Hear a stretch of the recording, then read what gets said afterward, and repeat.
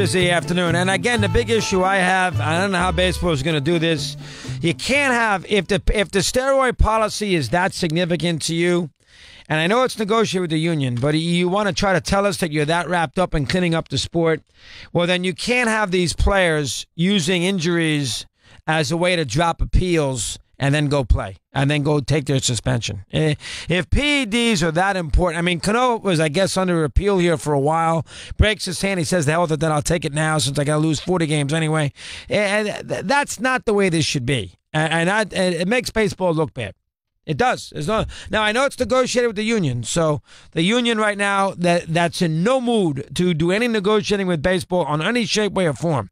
They're annoyed at They wouldn't even make a deal with baseball as far as the All-Star voting is concerned about changing the voting to make it a little fan-friendly. The union wouldn't even agree with that. The union right now is so annoyed at the owners because of that awful free agent year and, all right moves by the owners, by the way, and baseball players became babies. So they're so wrapped up in that as a result they are not going to negotiate under any circumstances for the good of the game. That's not what they're going to do. Here's Patrick in Philly, and he's with us here, and he's on Mad Dog Unleashed. Patrick, good afternoon. How are you today? I'm good, Chris. How are you this afternoon? All right, Pat. I'm okay, buddy. What's on your mind now? Let me hear. So I want to talk about the Robinson Cano suspension a little bit. One, I want to talk about the length of suspensions in general, and two, just cheating across the landscape in baseball. So if I was Robinson Cano or Melky Cabrera or Starlin Marte or any of these guys, obviously they're making the calculated decision that 80 games is not the worst thing in the world. So how would you think about potentially moving it up? Because there has to be some sort of delineation. If it's 162 games or 2 years, that these guys are going to think twice. Because right now, 80 games is not enough to clean up. Well, it used to be 35 and 50 games. So at least from that standpoint, it's got better. Again, that has to be negotiated with that union that doesn't do things that are good for the sport. They have no interest in helping out the owners and the commissioner's office to come up with some good ideas for the game.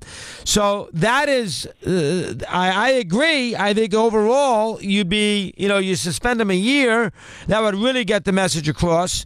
It would also eliminate the idea of somebody, if he had Tommy John surgery, it'd be just something different. But overall, I would be in favor of making it worse. I do think adding the postseason is good.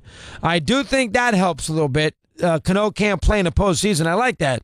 But if you want to add more games to have a little more stick-to-it to it, Patrick, you're right, but good luck with that Tony Clark and the union right now. Good luck. Right. And then in terms of, cheating in general, just looking at, a more marginal player like Starling Marte or Melky Cabrera, do you think that they're, kind of using the system and taking PEDs toward the end of the contract in order to work their way up? Because I don't think Melky Cabrera would have been a $50 million player had he not taken PEDs. So I know it would be a stretch for the CBA, but I think any contract should be null and void. Well, they're never going to. Listen, I'm all for that too, Patrick. You're a hardliner. I'm with you, but they're never going to do that. So, again, in a perfect world, we give the commissioner unilateral powers to put a little more teeth into this and, maybe you really clean it up. Now, we haven't had a big suspension for a while. I'm not counting minor leaguers. Cano's a big fish. I mean, they nailed the big fish here. There's no way around it. They nailed it. Now, you can look at that again either two ways. That, there must be, if Cano did it, there must be 50 of them doing it.